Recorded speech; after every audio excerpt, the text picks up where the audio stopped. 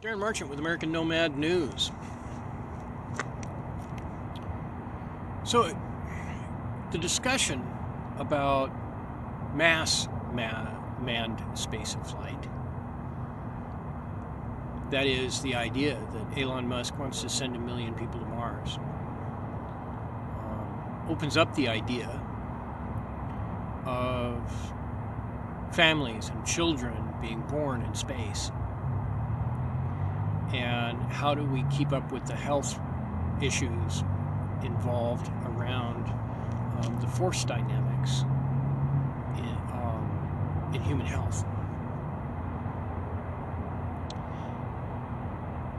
If your blood is inclined by the conditions in the environment to move to your lower extremities, and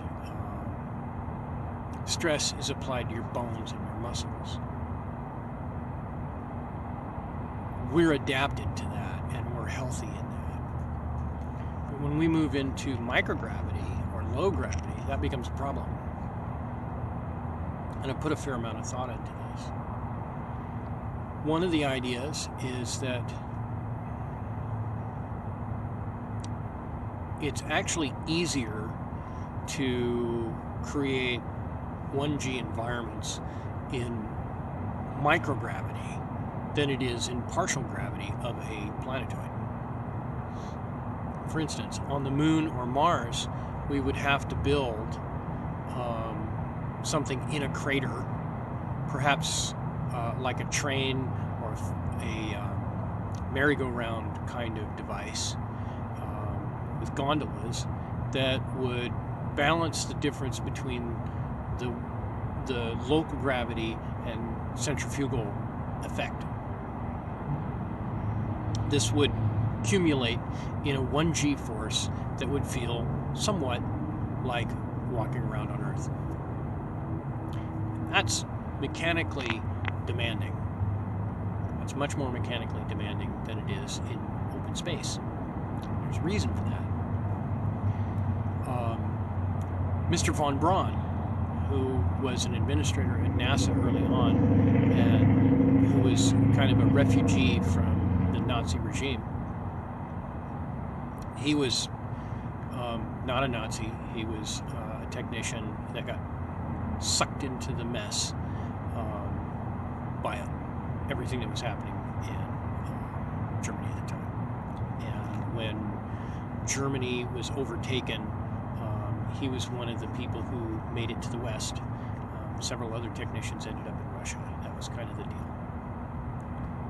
And he developed a bicycle wheel style centrifugal space station.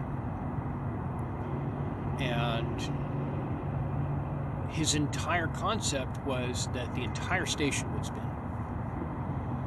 And that puts, because you have to have heavy shielding and you have to have a lot of equipment for life support and all these kinds of things, that puts a tremendous force load of all sorts of different types of force load that you see on structures. It puts that on the device. Not all of that equipment, not all of that shielding stuff needs to spin. Your shielding doesn't have to spin in order to be shielding. And it makes it difficult to actually land on a spacecraft if the spacecraft is spinning and the landing pad or the docking segment is spinning. It's probably one of the reasons the International Space Station does not spin, besides the fact that they want to do microgravity research. There's another way to look at it. If you have a space station that is a lot like foam, very big open cells, lots of very light structure that holds the whole thing out. Imagine if each cell were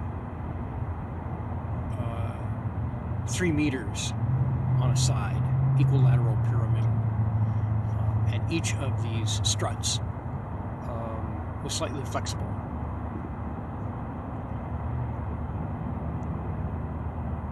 There's a fella in Vegas.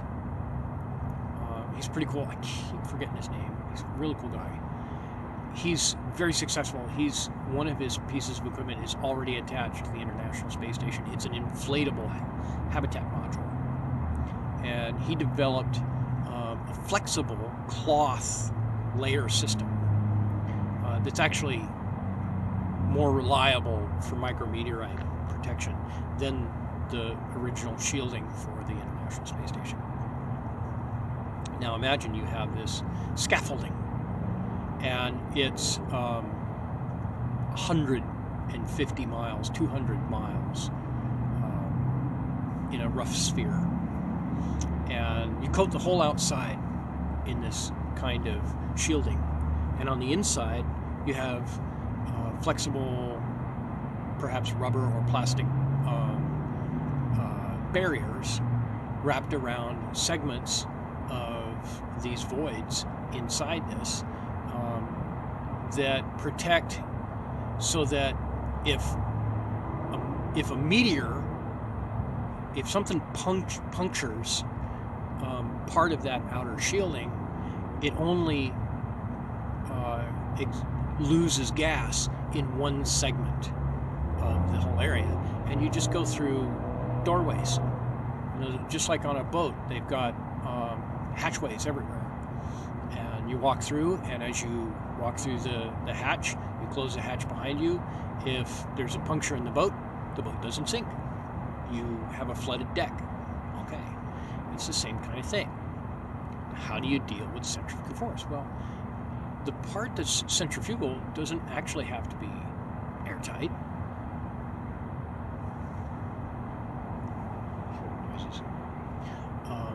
And I should check my time on this. Yeah, 7 minutes. Okay. The part that's centrifugal doesn't have to have, it doesn't have to be airtight. It just has to be exposed to an air pressure, an air mix environment, and temperature environment that's suitable for human life. Let's splurge and say sea level air pressure with a fairly familiar mix of nitrogen and oxygen, and whatever else is appropriate. If you have, basically, you could have a cage that's a cylinder inside of this massive thing, and let's say the cage is 300 feet in diameter, 400 feet, 500 feet in diameter, very much smaller than the entirety of the main space station. And you spin it up to 1G, whatever that rotation rate needs to be for that diameter. And there's calculation things online. You can go and take a look at it. I'll see if I try and remember and put a link in the description. And like, subscribe, comment. I need constructive criticism. Trolls, no, thank you. But legitimate, actual questions and comments, I am very much in need of. That means that this structure does not have to endure carrying all the shielding as it spins. It doesn't have to add that load. It can be very light, almost a wireframe cylinder with thin panels, sufficient enough to walk around on and move small equipment on, and you have your living space, your workspace. And when you want to exit the centrifuge, you go to the axle, and you go through a tube, and you're suddenly in microgravity. It's very simple. There's a number of different ways that can safely be done. If you were to, say, jump off the ring at the outer diameter out into the microgravity environment, you would still retain the angular momentum, and you would fly off at a pretty good clip at 1G, 32 feet per second. So you don't want to do that. A lot of plants don't need centrifugal force. It might be interesting to see how birds interact with a centrifuge that they can land on and an environment they can fly around in that doesn't have, significant gravity. Microgravity to centrifugal environments might be interesting to see how birds react to these things. In microgravity, chickens might actually be able to navigate in the air, like flying, because they do have wings and feathers, and they're just too heavy to fly here on Earth. So bringing chickens to space makes actually a lot of sense if you look at it from that perspective. That's one segment. In the next segment, I intend to discuss spacesuits.